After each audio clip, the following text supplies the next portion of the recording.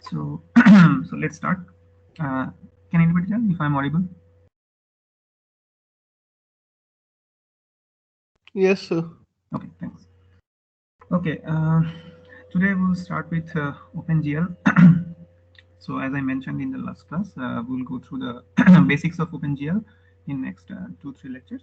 Um, so probably you won't see much details in next 2-3 classes because we are trying to give an overview of the like a syntax and the basic architecture of OpenGL and how it works actually. And then eventually we will start from the individual topics and study in depth. Okay. So from time to time, I will be using slides and also the whiteboards because whiteboards are better for understanding things. So OpenGL also, I will start with the whiteboard material. That will be much easier, I believe. So I'm using Jamboard because Ubuntu is having some problem with OpenBoard. But anyway, okay. So let me arrange the.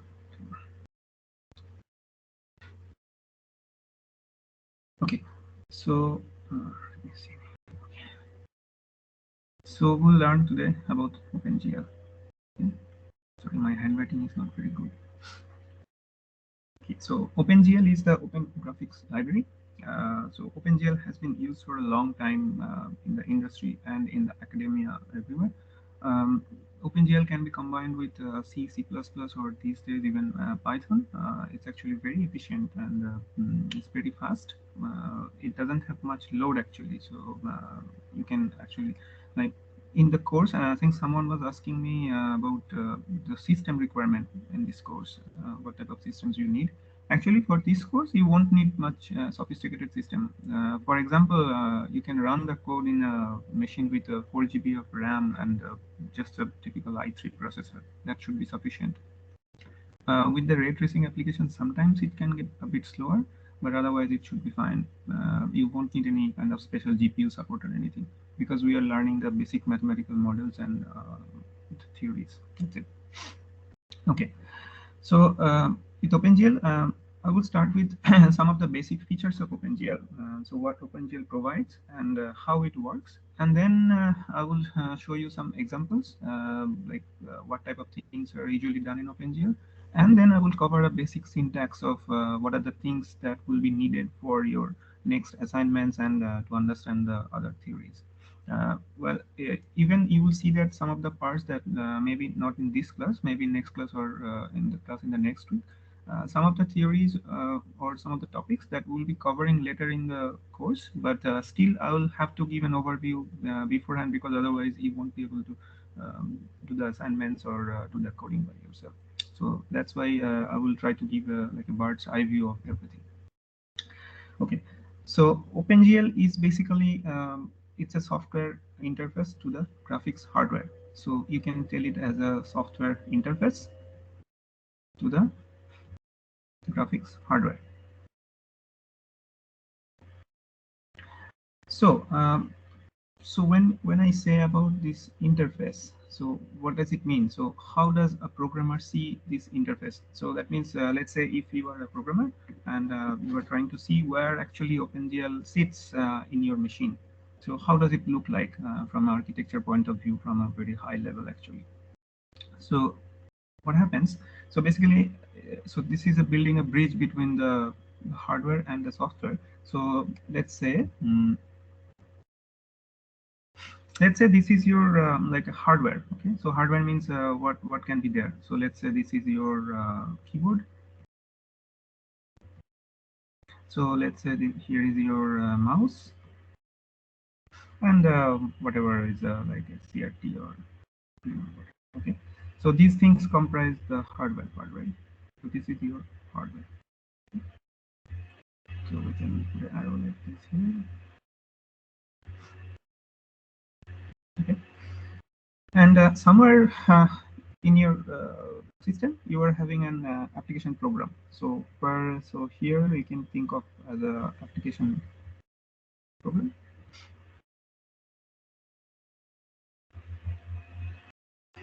Okay. So this system, So here OpenGL sits somewhere in between. So that means OpenGL will be somewhere here actually. So this one we can call it like a graphics library.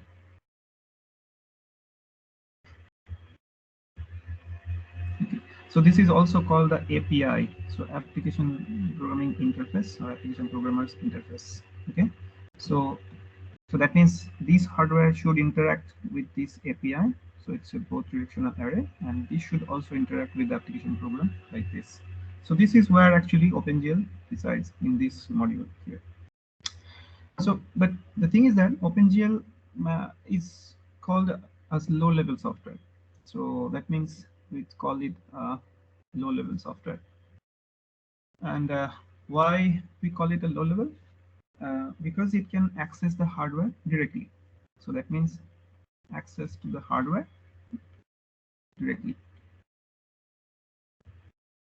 Because you see that if we are here, then you can directly access your keyboard or mouse or see screen, any other type of display, and you will see later in the course that we can actually get input from the mouse and keyboard and all these things.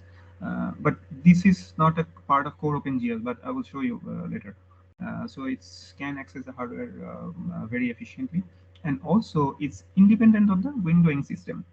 So it's independent on the windowing system. So that means it's kind of like hardware independent. So it should run everywhere, wherever you are using your system. So that's why this is called a very like a low-level software. So basically, it was designed as a Streamlike hardware independent interface. So you can call this as a like a kind of interface where actually we are using as a building block between the hardware and the application program. Although it's called a low-level API or software, OpenGL is also called high enough. So it has a kind of functionality of both low-level software and a high-level software. So why this is high enough? Because it's independent to the graphics hardware. So it's independent to the hardware. So that means, as I mentioned, that you can use in any other machines. So that's why it's a high level enough. And also, it's an industry standard API. So it's a industry standard. Actually, it's called the 3D graphics API. So in the industry, it's been a common practice to use OpenGL for many different applications. Well, these days there are many other sophisticated library as well, but OpenGL has been used for a long time in the industry. So that's why OpenGL is also called like a low level and also a high level software. So it has the functionality of both. Okay. Okay. So let's see some of the properties of OpenGL. So one of the like interesting property of OpenGL is that it doesn't perform any windowing task. So that means no windowing task. So it can get a bit confusing. I will explain. No windowing task. So as I mentioned that OpenGL can access the hardware directly, and we can do many things with OpenGL. So that means no windowing task means how does it work actually? So if I have a program, let's say there is some output from your program. So this is your window, okay, whatever. And here there are some objects that you are trying to draw. Then how can I get here? Because OpenGL doesn't provide no windowing task.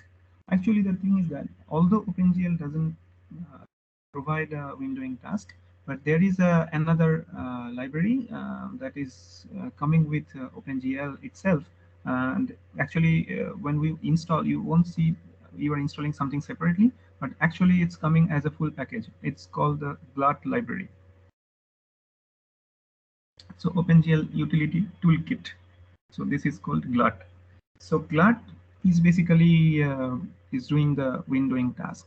So you can see, so here actually you can think like this. So this part of your window, this is OpenGL. And this window part actually, this is basically performed by GLUT. So that means OpenGL is doing the drawing commands and all these features that you are actually trying to display on the screen, and GLUT is actually handling the window part. So that's why. So this is kind of combined in the OpenGL system. So basically, you must work through the windowing system in your hardware. So if your like a hardware doesn't provide a good windowing system, then probably OpenGL will give an error message because it cannot connect to the hardware, and because GLUT was unable to find any useful hardware in your case. Okay. So that means although there is no windowing task for OpenGL, with GLUT actually we can have a windowing system.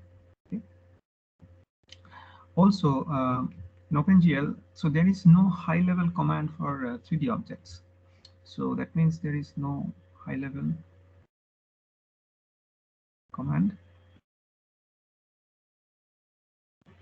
for 3D objects.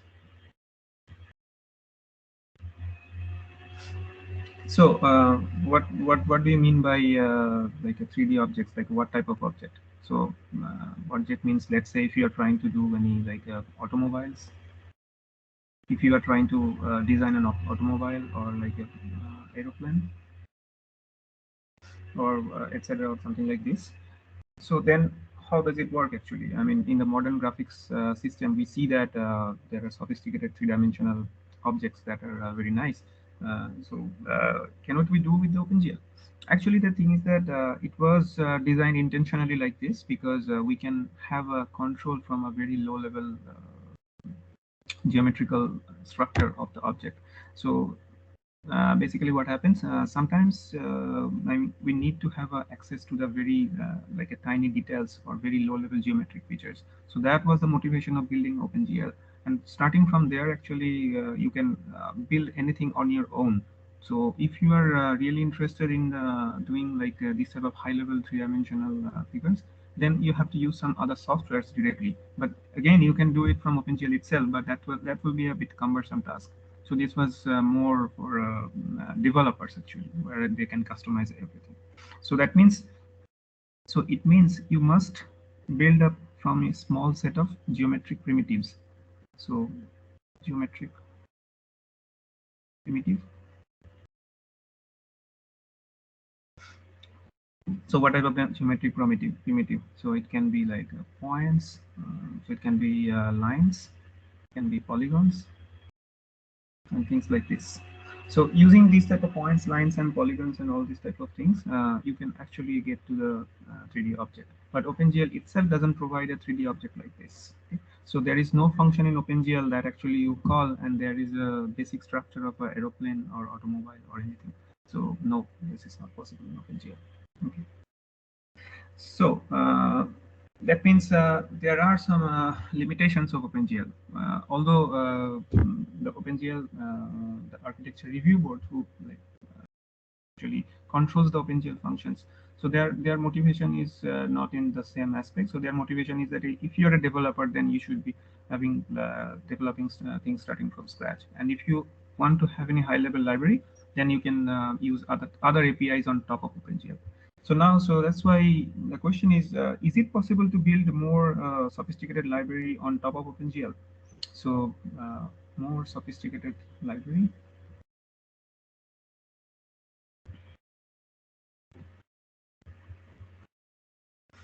on top of OpenGL. Yes, it is actually possible. So in the previous case, I mentioned about GLUT that actually was performing the windowing task. And in this case, there is another library that you will encounter whenever you install OpenGL and you will see everything. So this is called Glue. So this is called Glue. That means OpenGL utility library. So okay, so this GLUT is called sorry, this is the utility toolkit and this is the utility library. So this is utility library. Okay.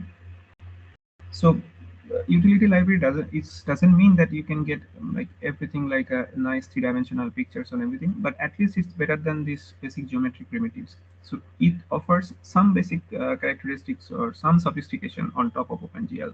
So this is actually built by Glue or OpenGL utility library. So it features like some of the features that this Glue library actually produces. So what type of sophisticated features you can get? It's like quadratic, like the curves you can get. So curve is a basic design tool for many other sophisticated library.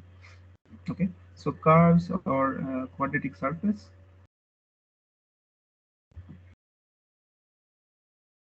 We'll see about curves later in the course. So these type of functionalities are provided by Glue, OpenGL Integrated Library. So this is basically a standard part of every OpenGL. So basically, it's not that you have OpenGL without a Glue. So these days, if you use the modern OpenGL or whatever, at least even in the two version, Glue is coming along with OpenGL. So that means it's an integrated part of OpenGL. So whenever you use OpenGL, you might think that, okay, I'm getting all these features, curves, quadratic surface, some sophisticated library, and also windowing task. Then what is the problem, or why OpenGL doesn't provide all these things? But the thing is that you don't install or see things separately, like GLUT and Glue. So you install as a full package, and everything is installed, and you can use as a full package. So that's why. Yeah. So, okay, so without GLUT, there is no keyboard or no mouse function, and without Glue, there is no like a high level or sophisticated library on top of the OpenGL main library. Okay. Okay, so so what are the features we have discussed so far? So this is a software interface to the graphics hardware, where actually it sees somewhere in between the hardware and the application program. And this is also a low level and high level both, so you can think it in both direction. And since although there is no windowing task for OpenGL in the main library, we can use GLUT for the windowing task, and also we can use Glue for using a more sophisticated library on top of OpenGL. Okay. Okay. So there is another functionality of OpenGL that's usually we don't use much, but it's already there, and if it's needed, then you can use it for different purposes. Is that it also works in a client-server fashion. So it also works in a client-server fashion.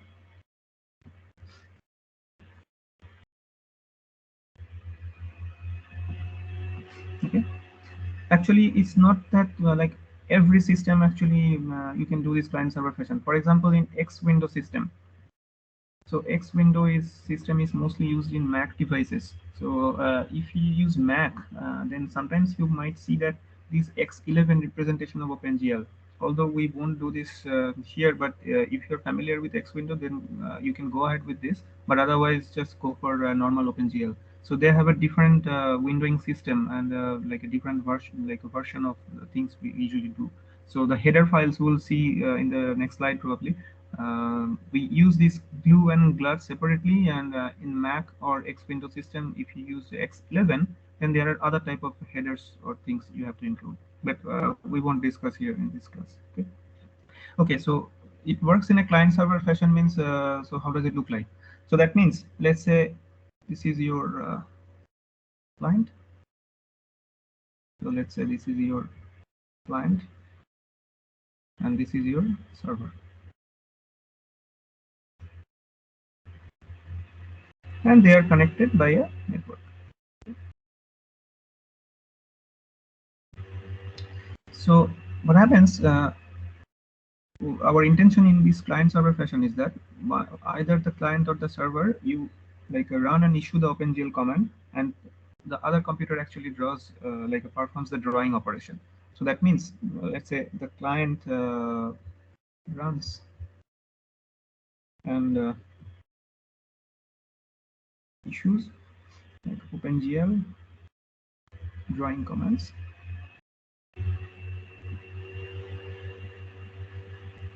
So it is possible that the server is actually performing the drawing operation. Performing the drawing operation.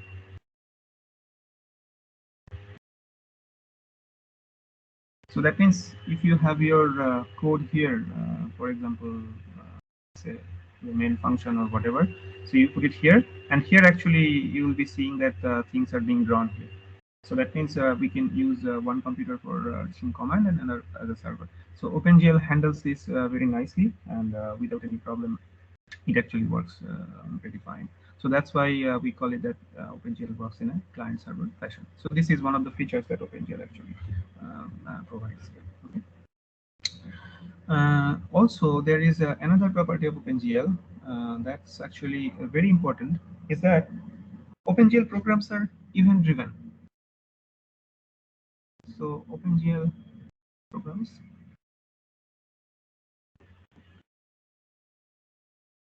event-driven.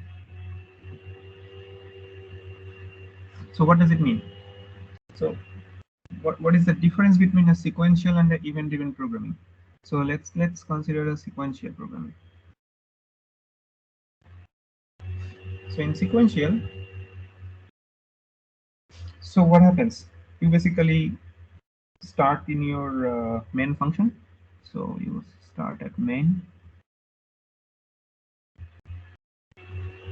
Okay, and then you have a series of tasks to perform, right? So perform action 1, 2 to n, and then eventually you end the function. So that's how it works here. Sequential program. So you have a series of instruction after the main declaration, and then you do these actions one by one, and there is an end, or that's it, and there is nothing else. And for event-driven, it works in a bit different manner. So what happens here? You start at main is like the same.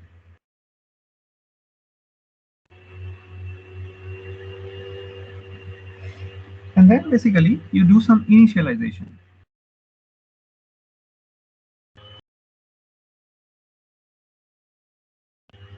So initialization can be of different variables or different like arrays or any other type of things, constants or whatever you have, all the things you will initialize that will be needed in your program. And then basically what happens, it waits for an infinite loop. So here, waits for infinite loop.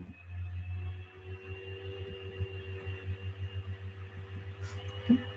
So you will see some of the commands in OpenGL that does this infinite looping operation, and this is how the OpenGL programming structure has been designed. So how this infinite loop actually ends. So basically, the infinite loop waits till there is an event that is occurring. Okay.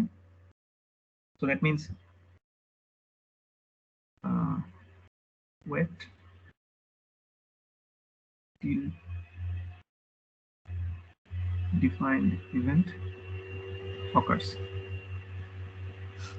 So that means if you don't define any like a particular event in your program, then it will be running through an infinite loop. So that, but again, like it's not that all the events should be coming from like internally command-based instructions. So it can also be event like closing the window or clicking some mouse button or clicking some pressing some keys in the keyboard. So that's also some of the events that actually breaks this infinite loop. Okay. And if event occurs, so that means let's say you are clicking mouse for some to close the window, or you are pressing some keyboard. So then basically take defined actions.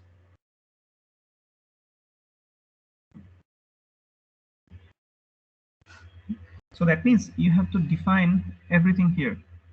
So define event. So that means you have to define the event that is actually breaking the loop, and also you have to define the actions that has to be made in order to stop the loop.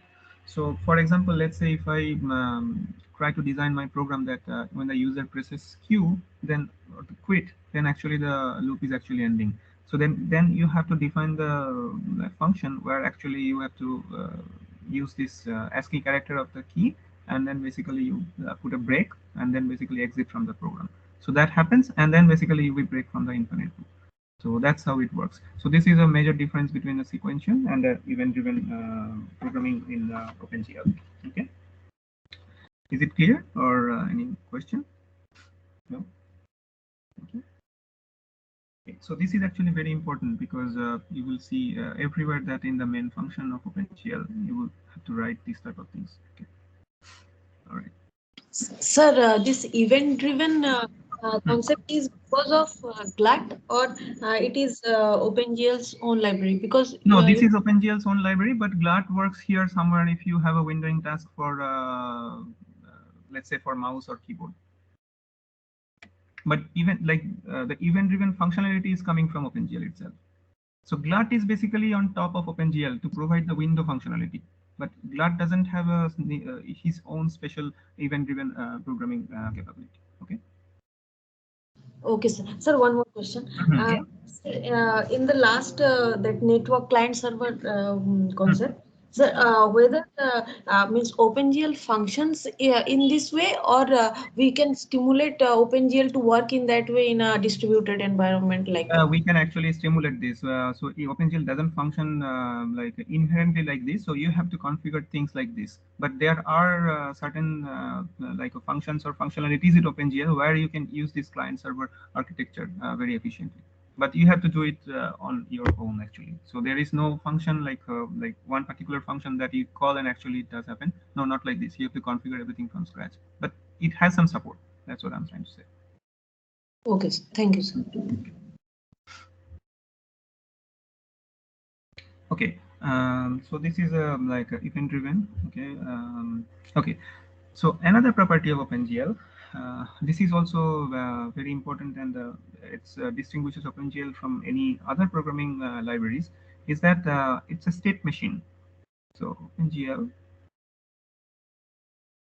as a state machine. So state machine means so basically probably you have seen these type of state machines in which if you study automata theory where there are different states and there are some transition rules and they transit from one state to the another. Okay.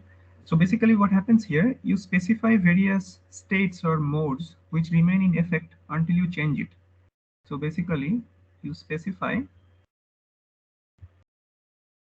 various states, or it can also be called like modes. Okay. So this remains in effect. So this remains in effect until you change it.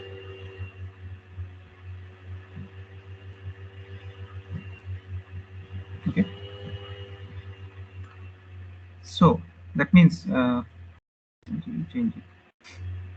So what does it mean? For example, let's take one function from OpenGL. Although we haven't seen any function, but let's say that this function exists. So let's say example current color. So let's say if you're like a previous windowing operation or in your previous window, you had a color of, let's say, green. Okay. So color is a state variable. So it's a state variable. So until you change it, the color will never change. So that means if it was green, if you don't change it, then it will remain green as well. And if you draw again in the next window. So that means, let's say if you're opening one window and you are performing some drawing operations. Let's say if you're displaying one, let's say if you're displaying one tree here, okay? And this is in green color.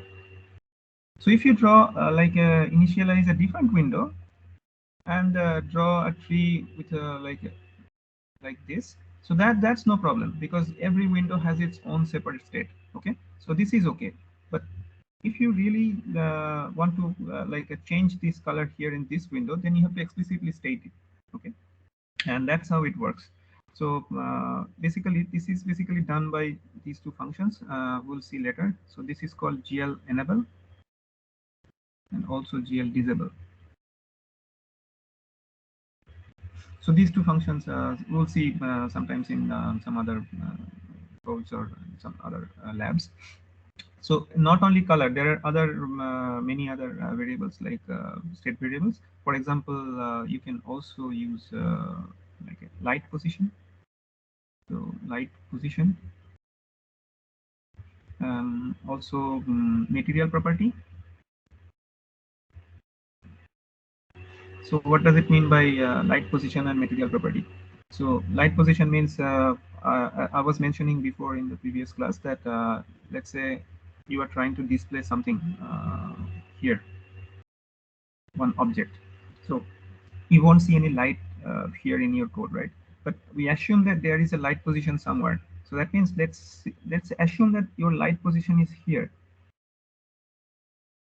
So what happens, as if this is shining here, so maybe this part of the object will get shiny and other part will get less shiny, right? So this is light position X. Let's say this is X1, Y1, Z1. This is your light position. And if you draw again in the window, so basically this light position doesn't change. So it remains the same. So until you change it, your light position will never change. So if you want to change it somewhere here, and so let's say this is your light, and if you want to illuminate this part of your object, so then basically you have to do it explicitly that okay, my light position changes from x1 y1 z1 to x2 y2 z2. So you have to do it explicitly. Also the material property, we'll see sometimes that the surface of the object looks like some particular type, for example, made up of clay or made up of stone or whatever kind of things. So these are the material properties, and if you don't change, then it remains the same. So these are all state variables. So light position, material property, and all these things. And each OpenGL window has its own separate state that I mentioned. So this has a separate state, this has a separate state, and that's it. But in the same window, the state doesn't change if you don't do anything. Okay. By the way, I think I forgot to mention about the versions. So, what are the? Somebody was asking me about the versions of OpenGL. So, let's talk about versions of OpenGL. So basically, it started with 1.0 version. 1.0 version that was released, I guess, in 1992. I'm not exactly sure. It might be 90 or 92, whatever. So this 1.0 version had a very basic functionality. It didn't have any sophisticated library or anything. It was able to do some basic operations and all these things. And I think you can still find 1.0 version somewhere, but these days nobody uses this 1.0 version. And the latest version is 4.6 that was released in 2017 actually. I think yesterday I was talking about 3.1, but I checked the Wikipedia page and it says that 4.6 is the latest version. So they keep changing all the time. But I think after 2017 there might not have been any other new version. So 4.6 is probably open. And the version actually, I mean, mostly people like used to use or still people use, it was the version 2.0. So that was introduced with GLSL. So that was a major breakthrough in OpenGL development. So with GLSL, so GLSL is a high level shading language. So this is a high level shading language. Okay. So what is meant by a shading language? So that means in 1.0 there was no shading language at all, and 2.0 they started with like a basic like a shading language that works from a high level. And in latest version actually there are many sophistications. So shaders and everything. If you like maybe you have heard this term shader. So shader offered a huge functionality and it's a huge library actually. Although we won't do shader in this course because that's too advanced, and this is an introductory course in graphics, so we won't go details to the shader. But just for your information, so this shading language. So what is like a shading language? So shading language is basically so shading language. It's a graphics programming language adapted to programming shader effects. So in order to have a shader effect, we use the shading language. So then basically, what is the shader effect? So well, again, if you are doing in the same way, it's a type of computer program that's used for shading. Okay. Again, definitely we'll ask what is the shading, because we are going to the loop again and again. So shading is basically the production of appropriate level of light, darkness, and color in a rendered image. So if I try to see the definition of shader, shading, so it's basically the production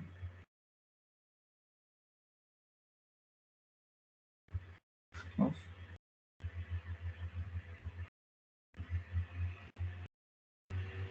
appropriate level of light, darkness, and color in a rendered image.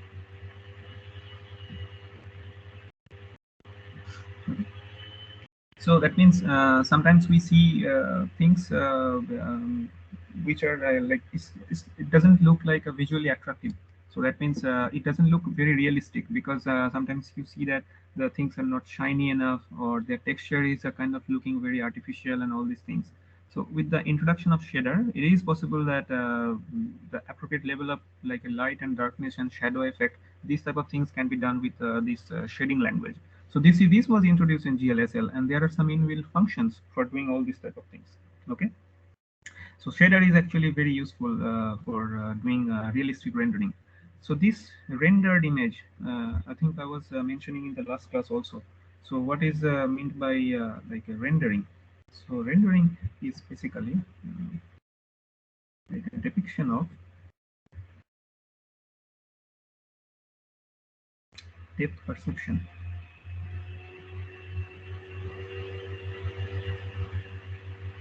in 3D models. So what is meant by depth perception? So let's say if you have a scene, and let's say here is your camera or a virtual camera, okay, because OpenGL doesn't have any actual camera. So this is a virtual camera and you are taking an image, and there are some objects. Let's say there is a square object, there is a triangle object, and there is a oval shaped object. So what happens in this case? So this has a depth, some depth. This object has some depth. So if we consider this one as a 0 0, like a camera position, and as we go this direction, actually, let's say this coordinate changes. Let's say the y coordinate, okay, this is a three-dimensional scene, so let's say the y coordinate is changing like this. So let's say this has a depth of d1, or distance you can consider as a distance. So as distance from the camera, it's increasing a bit more, and let's say this has a depth of d3. So that means what happens? So d3 is greater than d2, it's greater than d1, right? So can we see this thing realistically in the like rendered image? That's what I was telling in this rendered image. So that means it should look like kind of having a depth effect as we see in the real life. The far objects are looking kind of sometimes blurry, and you see that the shape and size of the object is actually also decreasing. So these type of things are kind of like the depth perception in the model actually. So these type of things should be efficiently done in the rendering process actually. So rendering itself is a very hard problem, because basically like in a naive sense, rendering is like a kind of realistic modeling of a like a 2D object into the 3D one. Okay, so that means this is very important, and these type of depth perceptions in 3D models are usually done by rendering. Okay. Okay, so this is kind of the definition of a rendered image and shading and all these type of things. If you have any question, let me know. Um, Otherwise, let's a bit more with the library. So basically, so okay, so I mentioned about so OpenGL, and this is GLUT and this is Glue. So if we put all these things together, So where they will actually stand or how they will look like. So if I talk about OpenGL library, okay, so the core library.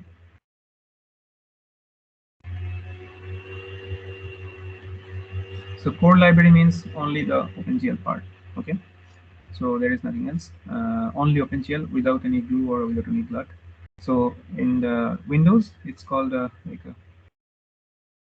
OpenGL 32 in Windows,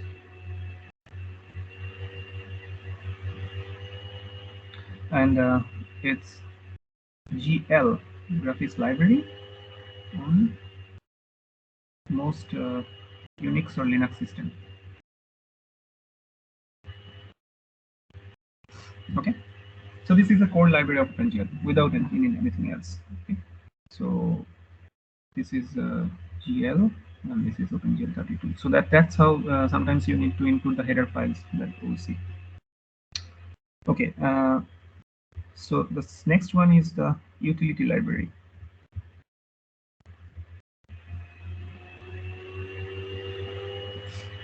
So utility library means which one? Do you remember? Which one? This one? Glue? So this is glue. So what does it provide? So glue basically provides some high-level libraries that are used for three-dimensional modeling. Okay. And what else is remaining? The utility toolkit.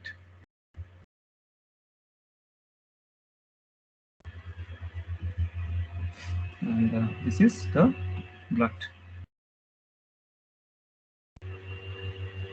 So basically this performs the like the windowing task, mouse operation, and all these type of things. Okay. So basically when we include the header files, so most constants are defined in these type of headers. You will see that gl.h and then glue.h and then glut.h. Okay, so actually this glut. So basically, okay, so this is glut, like glut.h and all these things. They are included within this GL because so basically this is like a GL and then the whole is GL and then here is glue and here is glut. That means they are like inside the main package. Okay, so that means when we include glut.h, it should look like this gl slash glut.h. Actually, if you do this, it should automatically include the others.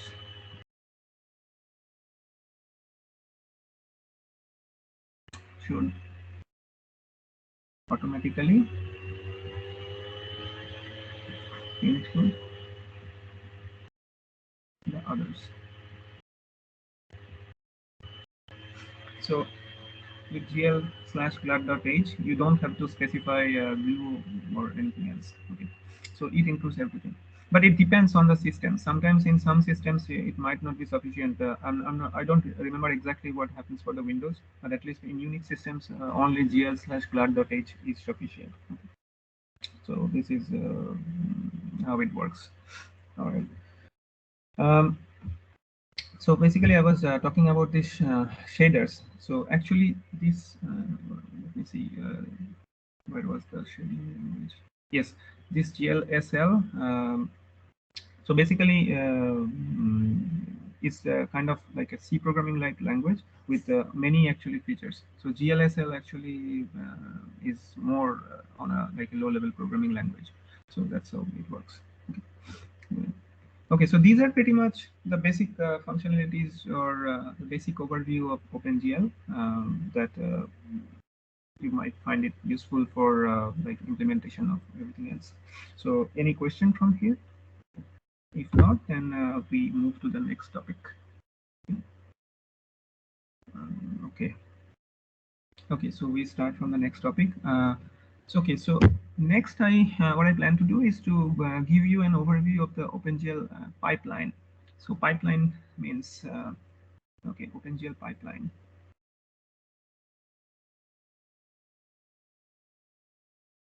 So pipeline means if you have your input program and how it's going to do in the display.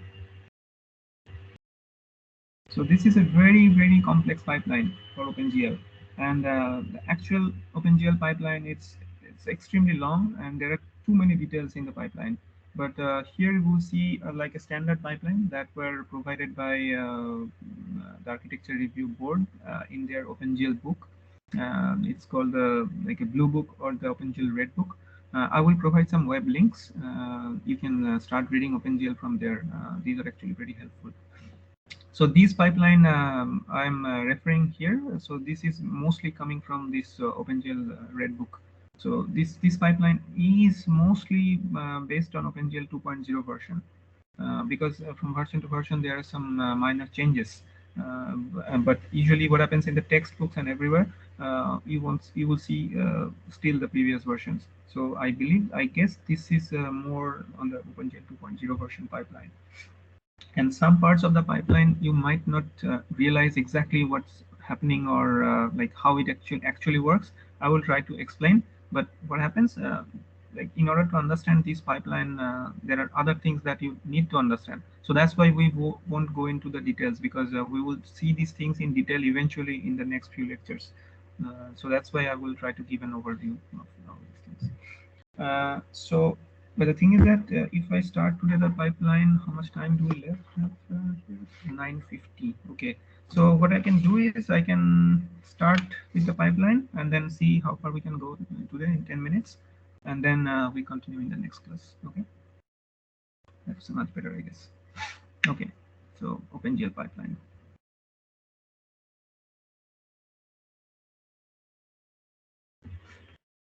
So we haven't started anything with the syntax, right? So we are mostly studying the architectures and all the features of OpenGL, because I think if you don't know this, then you might find it abstract how it actually works. Okay. So let's start with the OpenGL pipeline. I'm not sure if I can draw everything here, but I will try my best. Okay. So let's say if you have your input commands. Okay. So the commands. So the commands can be of different formats. So these commands can be like a geometric data, or it can be like a pixel data. So geometric data means we are dealing with some geometric primitives like lines and circles and points and all these things. So basically, whenever I'm talking about these type of geometric primitives, so that means the user is requesting to draw, let's say, sphere or something like this, or requesting to draw a curve directly instead of specifying the pixel operations. So that means there can be two types of branches from this command. Okay. So one branch we can call it like geometric data. Geometric data. Okay. And this one we can call it as a pixel data. Okay. So geometric. Okay, let me erase this part. So geometric data, everything here we use as like a vertex. So this is called like a vertex data. Okay. And for the pixel data, we call it just like a pixel data. Okay.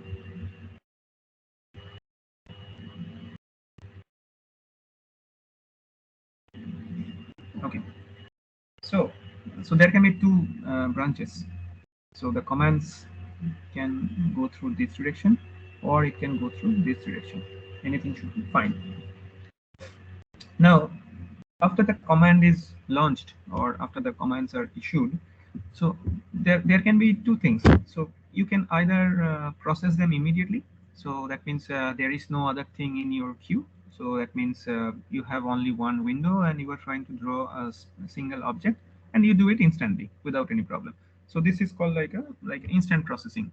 Or you can store it somewhere, and then basically do it like a later processing, because it might happen that you have like a 2 3 or maybe more windows that will open, and each of the window will draw some specific object or specific commands, and then eventually you have to switch between windows. So let's say you are showing one window, and after a few, let's say if you're doing an animation, so you have one window, and after a few seconds this window will get disabled, and then another window pops up, and then do the processing in another window, and so on and so on. So in this case, what happens? We have to store things somewhere. So if you process immediately everything, then it will be a sequential operation. Well, this is also sequential, but you have to store it somewhere. Otherwise, you cannot retrieve it. So this storing operation is performed somewhere in a block. This is called a display list. So this block is called display list. Okay. So this display list, it can basically save commands for later usage, which is called, so that means there can be two different things. So if you basically try to use it for later usage, then it will be called like a batch mode, because we do things later. And also, if you try to do things immediately, then it's called immediate mode.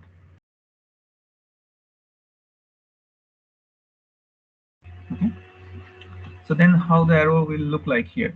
So basically the vertex data can also be processed in both ways, either in the immediate mode or in the batch mode. And also the pixel data can also be processed like this. So that means the arrow will be like this here. Okay.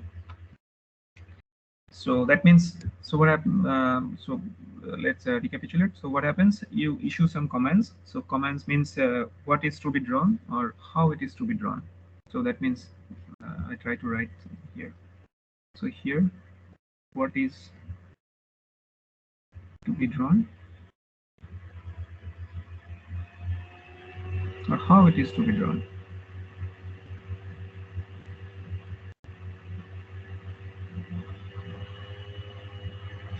And you issue commands, and that can comprise of geometric data or pixel data. So the geometric data, this goes through this block, it's called the vertex data, and the pixel data goes through this block, which is called the pixel data. And since we can process these things sequentially or in like a immediate mode or in a batch mode, so there is a possibility that you can store it in a display list for later processing. Okay. Okay. So now let's consider the top branch, or the vertex data. Then we'll come to the pixel data. Okay. So what happens after you like collect the data and all these things? Basically, if you're, I mentioned here that the comments are geometry data, means it can comprise of like a curve and surface and everything. So there is one block that is performing like approximation of curve and surface by evaluating some like a polynomials or polynomial common of like inputs from there. So that means there are some evaluation operations that are getting performed in some block with this vertex data, because this is a mathematical operation, right? And you have to do some evaluation. So this is basically performed by one block here. This is called evaluator.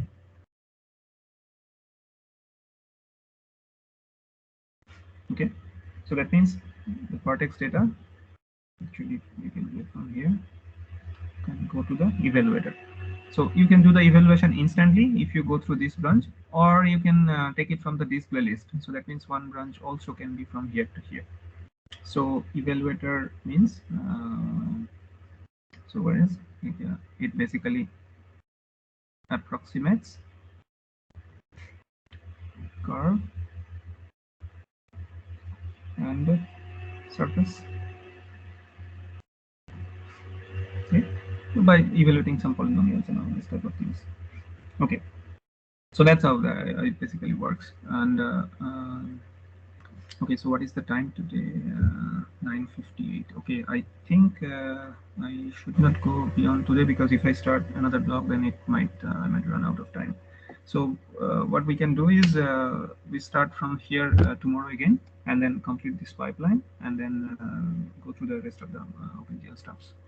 Is it okay? Any question from here till now? If you have any question, please let me know. So will we see this in form of code, or like? Like, form of code. so that we can assign the block to code. Sorry, I didn't get your question. Can you please explain? Is this what happens internally, or do we have to specify the Oh, code? no. This happens internally. So basically, you won't have to do all these things in the code, because these playlist and all these things, they are already a part of the OpenGL architecture. So you won't have to do everything. So for example, let's say if you are trying to display, I remember that I was displaying a teapot in the previous class. So there is like a wireframe mesh in the OpenGL library itself. So if I want to display a teapot, I just write like 3 or 4 lines of code. That's it. You won't have to go through all these type of things. And this is basically actually a part of OpenGL implementation. So if you see the actual implementation library of OpenGL, then you will see how these things are actually happening. And this is also implemented in hardware. So no, you won't have to do all these type of things. So this Okay, is handled automatically. Okay. So that will be too much. You can try your own, but I think that will be a very cumbersome task, definitely. yes, sir. So, okay, there are some other parts of the pipeline. We can discuss it tomorrow. Actually, this is a kind of more little bit simplified version actually. So there are more complex pipelines that we want to discuss. Don't want to discuss here. Okay, so I think we can stop here, and tomorrow I think we have class at 11, I guess, and then we can resume from here, and then we continue. Okay. So, okay, thank you for attending the class. So, see you tomorrow, and I will try to post Thank you, sir. either today or yes, sorry. Any ask questions? No. Okay. So either I will try to post this board work today, or maybe we can do it tomorrow, like with everything. No problem. Okay. Okay. Thank you. Bye. Thank you, sir. Thank you. Thank you, sir. Thanks.